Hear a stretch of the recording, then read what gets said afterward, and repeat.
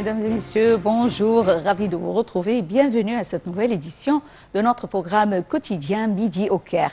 Et commençons l'édition d'aujourd'hui du mardi 5 juillet 2022 avec le président Abdel Fattah el-Sisi qui a affirmé que l'Égypte était prête à apporter tout son soutien nécessaire pour aboutir à la réconciliation nationale en Libye, soulignant la nécessité d'échapper à tous les différends politiques.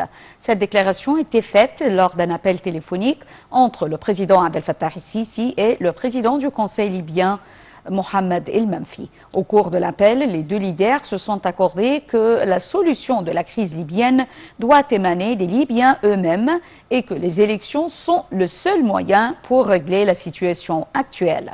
Les deux leaders ont également affirmé que chasser les forces étrangères et les mercenaires hors du pays est la garantie de tout règlement politique.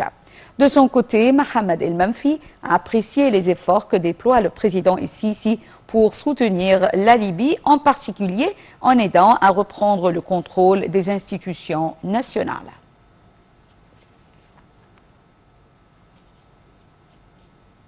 Le président Abdel Fattah el-Sisi a assisté à la mise en service du premier métro léger électrique à la gare Adli Mansour, la plus grande gare de correspondance au Proche-Orient.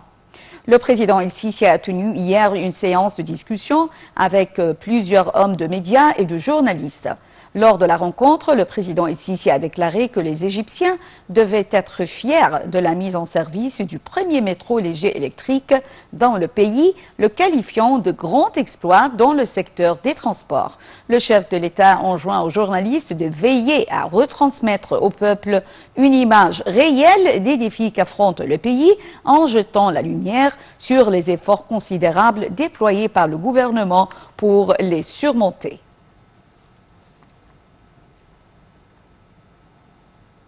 Le président Abdel Fattah el-Sisi a tenu une réunion avec le groupe économique et ministériel en présence du Premier ministre, le gouverneur de la Banque centrale et un certain nombre de ministres et de hauts responsables. Le porte-parole de la présidence a déclaré que la réunion a porté sur le suivi des indices de performance financière de l'État au cours de l'exercice 2021-2022. Les détails dans ce récit. Le président Abdel Fattah el-Sisi a tenu une réunion avec le groupe économique ministériel en présence du Premier ministre, le gouverneur de la Banque centrale et un certain nombre de ministres et de hauts responsables. Le porte-parole de la présidence a déclaré que la réunion a porté sur le suivi des indices de performance financière de l'État au cours de l'exercice 2021-2022. Dans ce contexte, le président el-Sisi a été informé des résultats provisoires du budget général pour l'exercice budgétaire 2021-2022, où le taux de croissance des recettes était d'environ 20% et le taux de croissance des dépenses était d'environ 15%, en plus de réaliser un excédent initial d'environ 97 milliards de livres égyptiennes, à un taux de 1,3% du PIB, ainsi le budget général de l'État qui a réalisé un excédent primaire pour la 4e année exécutive, en plus de réduire le déficit total de 6,8% au cours de l'exercice de l'année 2020-2021 à 6,1% et en réduisant la valeur de la facture du service de la dette de 35,8% du budget général de l'État au cours de l'année 2020-2021 à 32,8%. Dans le même contexte, le président el-Sisi a examiné également le plan du ministère des Finances visant à réduire la dette publique des agences budgétaires générales de l'État au cours de la période à venir.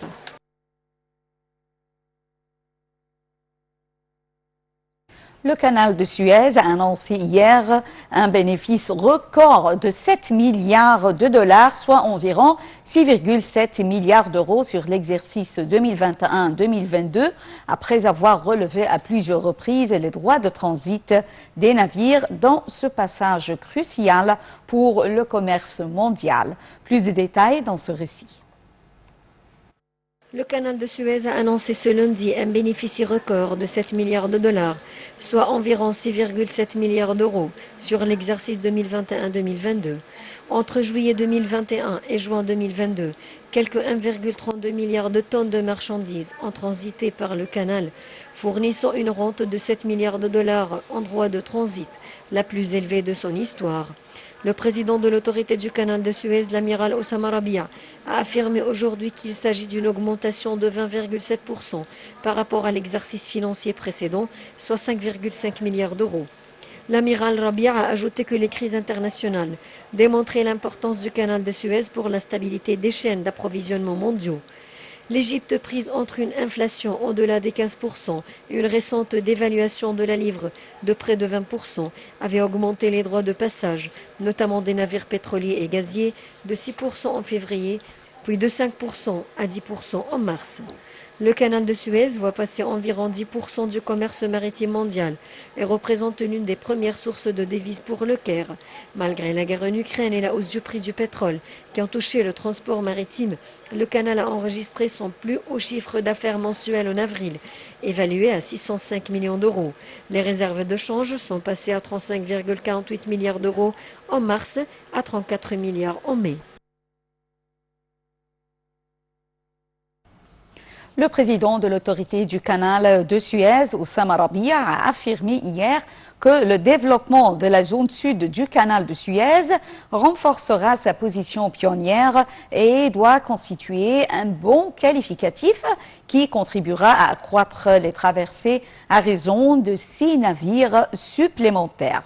J'ai le plaisir d'avoir actuellement avec moi en ligne Dr Moustapha Tammem, professeur d'économie et de sciences politiques, qui va nous jeter la lumière sur ce sujet. Bonjour, Dr Moustapha Tammem.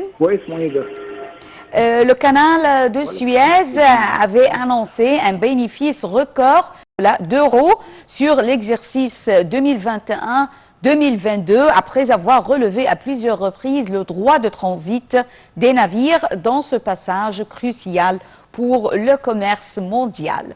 Commentez, s'il vous plaît, et veuillez nous jeter la lumière sur les raisons grâce auxquelles on a pu atteindre ce record.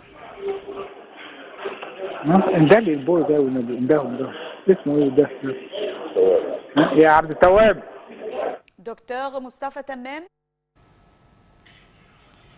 Docteur Moustapha Tammem. Oui, docteur Moustapha Tammem. Docteur Moustapha Tammem. Une erreur technique a eu lieu, une très petite pause et on se retrouve tout de suite.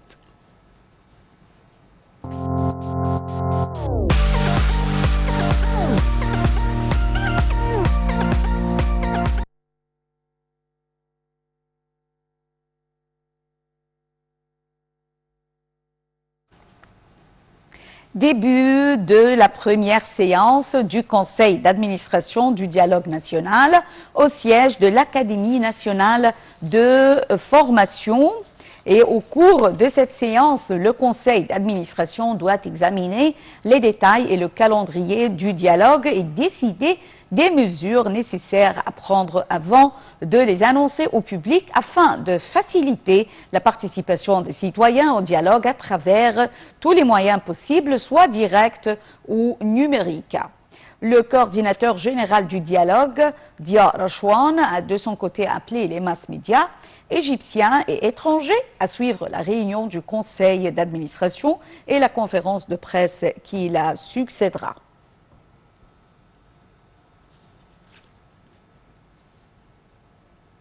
Le ministre des Affaires étrangères, Samer Chokri, et le ministre d'État britannique pour l'Asie du Sud et centrale, l'Afrique du Nord, l'ONU et le Commonwealth, Lord Tariq Ahmad, ont signé l'importance du lancement du Conseil d'association entre l'Égypte et le Royaume-Uni pour renforcer l'action conjointe, relancer la coopération dans les domaines de l'économie et augmenter les investissements britanniques en Égypte et les échanges commerciaux. Monsieur Chokri s'est entretenu lundi avec le responsable britannique au début de sa visite à Londres pour lancer les travaux du Conseil d'association. Le chef de la diplomatie a salué le dialogue ouvert entre l'Égypte et le Royaume-Uni sur les différents sujets d'intérêt commun, ainsi que la poursuite de la communication entre les deux parties. Le porte-parole du ministère des Affaires étrangères, Ahmad Hafez, a déclaré que messieurs Chokri et Ahmad ont abordé les répercussions de la crise économique mondiale actuelle et la coopération en vue d'alléger les impacts de cette crise.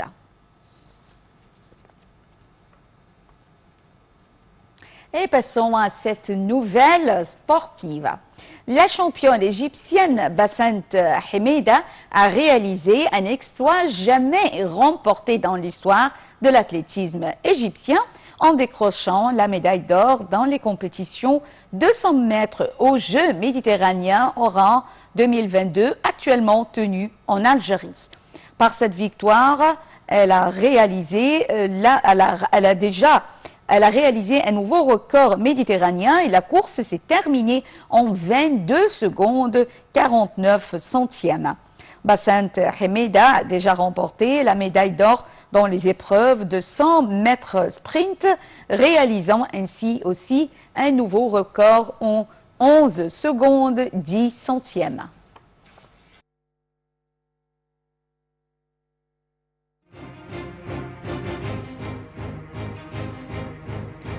Mesdames et messieurs, fin de cette édition de notre programme quotidien Midi au Caire. Merci pour votre fidélité à Nile TV International. Bonne journée et au revoir.